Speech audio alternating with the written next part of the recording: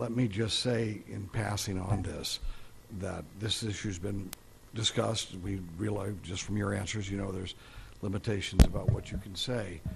But my belief is that, and I'm not condemning you for this. I'm saying that you are a good soldier. You are a troubleshooter who comes in, tries to help our country get out of messes that somebody else created.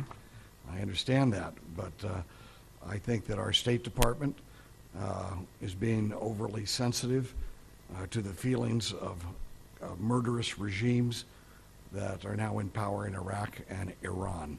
And I say murderous regimes because I was kicked out of Iraq along with my Codel after bringing up the Camp Ashraf murders to President Maliki, who just didn't want to hear about that.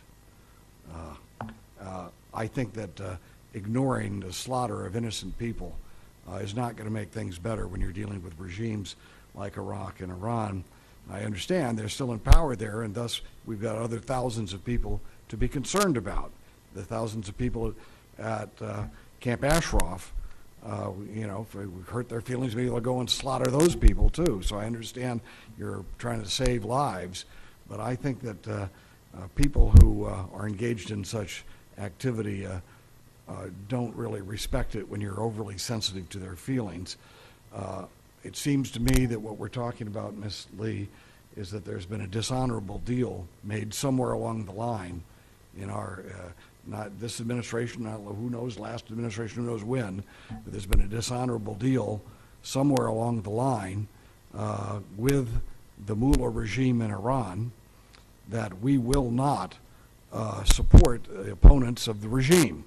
And I think that was very indicative or very demonstrable when the Arab Spring demonstrations in Tehran were taking place. Our government was noticeably silent in support for those demonstrators in the streets of Tehran against the mullah dictatorship. And I think that same kind of that indicates that there was some sort of understanding reached with the mullahs. And of course, now a part of that understanding could well be that we will not be supporting the MEK in any way, which the mullahs look as very symbolic to people who are resisting their dictatorship.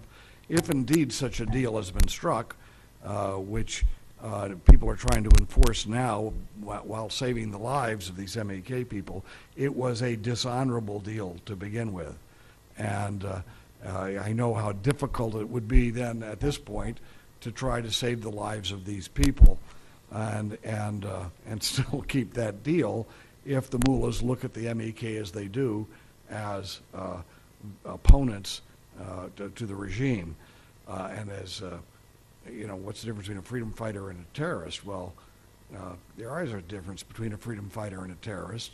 Freedom fighters want to institute freedom and democracy and fight soldiers, and terrorists kill innocent people in order to terrorize populations into submission.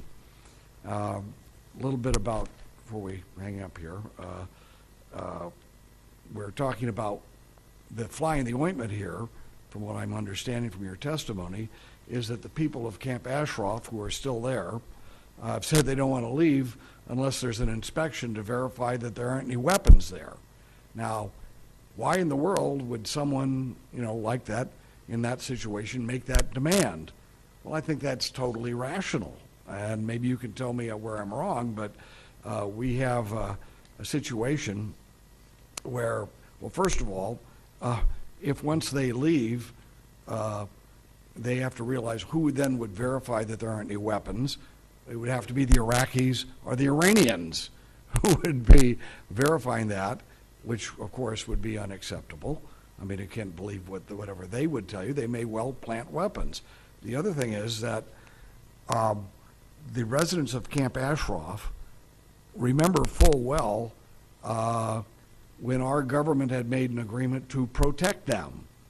And they remember full well that our troops were asked to retire and leave the area just prior to a genocidal attack of Iraqi troops in which you had innocent people slaughtered. over 35 people were murdered, 300 were wounded, and our troops withdrew right before that attack.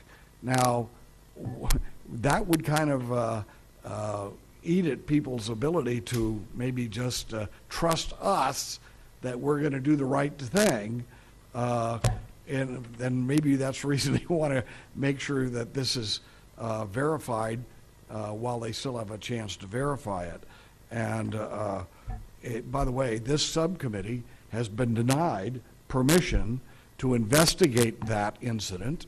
We've been denied the ability, this is the Oversight and Investigation Subcommittee, who's been denied the right to investigate this slaughter of people who were under the protection of the United States government.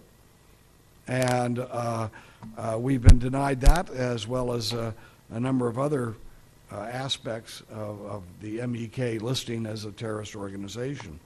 So I'm sure none of these were decisions that you made years ago, but now they've thrown you into the position of having to come here and face this questioning and answer with the type of answers that you've given us today. I wish you luck. I wish you success.